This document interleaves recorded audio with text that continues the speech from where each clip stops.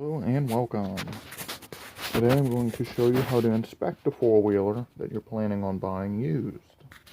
So you're thinking about buying a used four-wheeler? Here's the things you need to know. We will start with the most important thing, the oil. If there's a problem with the oil, there's most likely a problem with the engine. You want to check, especially when you're buying a used one, have they changed it recently? Is it all chunky? Is it discolored and cloudy? Is it kind of a milky color? Any of those things could be a problem. This four-wheeler just had the oil changed. You can tell by the dipstick it hadn't been changed very often. It's kind of discolored, a little dirty looking. So that's one thing to keep in mind. Another thing you can do is you can look down with the flashlight inside the oil gallery and have a look around in there. Do you see any chunks? Does anything look kind of discolored? See if we can get a focus where y'all can see things look pretty shiny in there and clean. It was kept up decently. Next thing you want to check is your steering play. Last thing you want is riding this thing is for your steering to fail. Give your handlebars a good shake. You can hear a little bit of a clunk. There's something failing on the steering, but it's not too terrible. There's only about a 1/4 inch play. Come down to your wheels and you try and find out where that play is. Give the wheel a shake, pulling back and forth on it. Or if they're accessible, you grab your tie rods and give them a good yanking and wiggling. Like for this one, I can feel up here at this upper tie rod end, or the inner tie rod end, it's got a little bit of play. So this will need to be replaced. You want to make sure it doesn't have a lot of play. This one, it has a little bit. I mean, it's still, it's usable, but it needs to be replaced. It's not dangerous yet. Go ahead and check the other side. This one has a lot more play. See, I can just wiggle that around all day. This one's more on the dangerous side. Next you want to check is your tires. Are they new? Have they recently been replaced? Are they damaged? Do they hold air? These tires are most likely the original to this machine, and they're getting to where they do not hold air. Probably leaking around the bead, could be leaking along the top end, like in all these cracks. Back tires as well. Are they full of cracks? Do they have a bunch of plugs in them? You want to check that. Next thing you want to check is your air filter, which is under the seat most time. Some four-wheelers it's in the front of the motor. Some it's underneath the cover you have to remove. But usually it's under a seat, under a cover. This one I just replaced, I know it's clean. You'd go about removing the clips. Next thing you want to check, how's the wiring look? Has it been all fiddled with? We'll look at it, make sure it's hadn't been tampered, replaced, any of that. If they had any aftermarket add-ons to it. Another thing you want to check, has the bike been snorkeled or sunk? Checking the oil gives you a good idea of whether or not it's been sunk, because the oil in a sunk bike will be a milkshake color, kind of a whitish, tannish color, and it'll be real nasty looking. Next thing you want to check, do all the electrics work? Neutral works. Headlights work. Does your tail light work?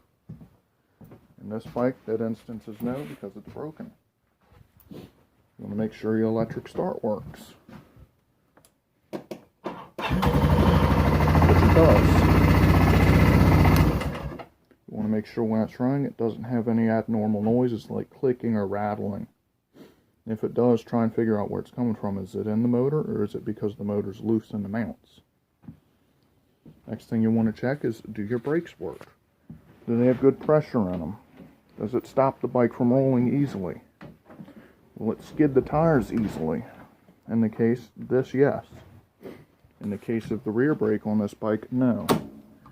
There's no play or no action at all on this rear brake. As for two reasons.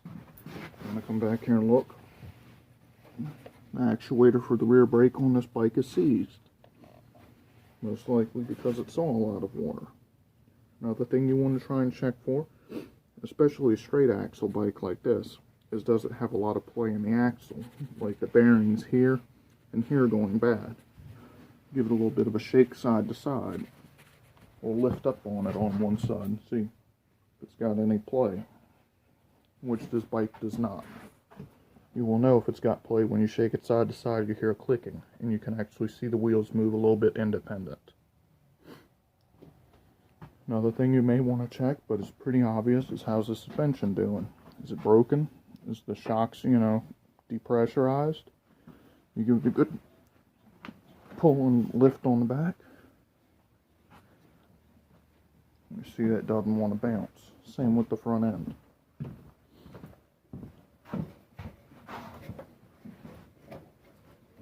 See that one working pretty good. Another thing you can do is a sniff test. Check how the fuel is, because fuel goes bad these days really quick. You can do is see if they kept fresh fuel in it. As you lift the cap and you give it a good sniff. If it smells fresh, you're in good shape. If it doesn't, you need to check other things. One thing you can check is down here by the carburetor if they have a fuel filter and what's the fuel look like in it, especially if it's a see-through filter. This one you can see there's a new carburetor and a new fuel filter filled with fresh fuel, which is a good thing. You want to look for parts that are missing, like perhaps this one is missing a recoil starter. This piece here, when the engine's running, is a hazard because it spins.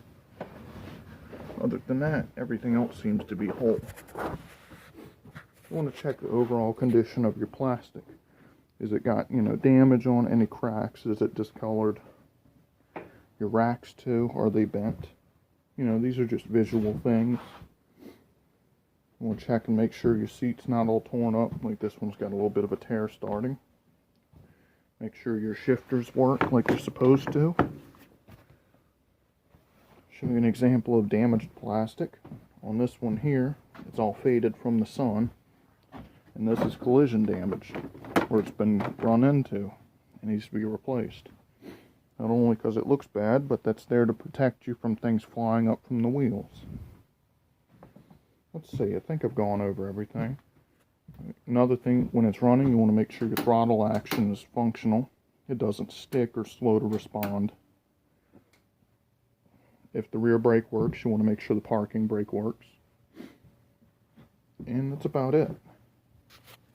If I forgot anything, or if you can think of anything else you'd like to ask, please comment, rate, and subscribe, and have a nice day.